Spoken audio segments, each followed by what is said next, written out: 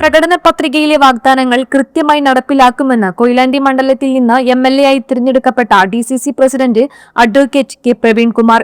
ഇതിന്റെ ഭാഗമായി ആദ്യഘട്ടം ചേലിയയിലെ നശിച്ചുകൊണ്ടിരിക്കുന്ന ഖാദി നിർമ്മാണ കേന്ദ്രം പുനർനിർമ്മിക്കുമെന്നും കൊയിലാണ്ടി ഉൾപ്പെടെ ജില്ലയിലെ വികസനം മാത്രമാണ് ലക്ഷ്യമെന്നും അദ്ദേഹം പറഞ്ഞു. മാത്രമല്ല, നീതിപൂർവമല്ലാത്ത കാര്യങ്ങൾ ചെയ്ത ഉദ്യോഗസ്ഥർ ശിക്ഷ അനുഭവിക്കുമെന്നും അദ്ദേഹം വ്യക്തമാക്കി.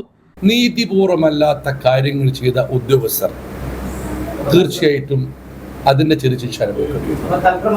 ഞാൻ പറഞ്ഞില്ല അല്ല, ആരായാലും ഇപ്പൊ കാരണം വെച്ചാൽ പല കാര്യങ്ങളുണ്ട്.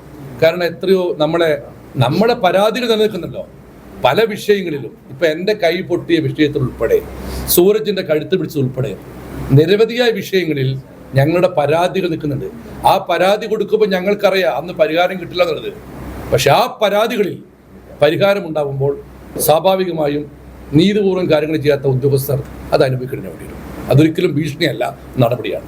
ആർക്കും വേണ്ടാത്ത കോഴിക്കോട് എന്ന സാഹചര്യം മാറ്റി എല്ലാ മേഖലയിലും എല്ലാവരും തേടിയെത്തുന്ന ഇടമാക്കി ജില്ലയെ മാറ്റുമെന്നും പാർട്ടിക്കകത്ത് അക്കൗണ്ടബിലിറ്റി ഏർപ്പെടുത്തുമെന്നും പ്രവീൺകുമാർ പറഞ്ഞു. PV അൻവറിനെ പാർട്ടി ചേർത്ത് നിർത്തുമെന്നും നിയുക്ത MLA കൂട്ടിച്ചേർത്തു. News today, Kerala.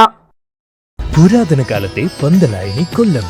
ഗ്രീസും റോമും അറേബ്യയും ചൈനയും വ്യാപാരത്തിനെത്തിയ മലബാറിലെ വിശ്വപ്രസിദ്ധമായ തുറമുഖ നഗരം. വാസ്കോ ഡ ഗാമ കപ്പലിറങ്ങിയ ചരിത്രഭൂമി. കേരള ഗാന്ധി കേരളത്തിന്റെ ജന്മനാട്. പാരമ്പര്യവും പ്രൗഢിയും ഇഴചേർന്ന നമ്മുടെ സ്വന്തം കൊയിലാണ്ടിയുടെ മണ്ണിലേക്ക് അറബിക്കടലിന്റെ തിരമാലകൾക്കൊപ്പം ആവേശമുയർത്തിക്കൊണ്ട് കൊയിലാണ്ടിക്കാർക്ക് ഇനി ഷോപ്പിംഗിന്റെ പുത്തൻ അനുഭവം. നിങ്ങളുടെ പ്രിയപ്പെട്ട ഷോപ്പിംഗ് ഡെസ്റ്റിനേഷൻ സ്മാർട്ട് ബസാർ ഇതാ നമ്മുടെ കൊയിലാണ്ടിയിലും. ഇനി വീട്ടിലേക്ക് ആവശ്യമുള്ളതെല്ലാം ഒരേ കുടക്കീഴിൽ. ഗുണമേന്മയുള്ള ഉൽപ്പന്നങ്ങൾ, ആരും കൊതിക്കുന്ന വമ്പൻ വിലക്കുറവിൽ. വരൂ, ചരിത്രമുറങ്ങുന്ന കൊയിലാണ്ടിയിൽ ലാഭത്തിന്റെ പുതിയ ചരിത്രം നമുക്ക് ഒരുമിച്ച് കുറിക്കാം.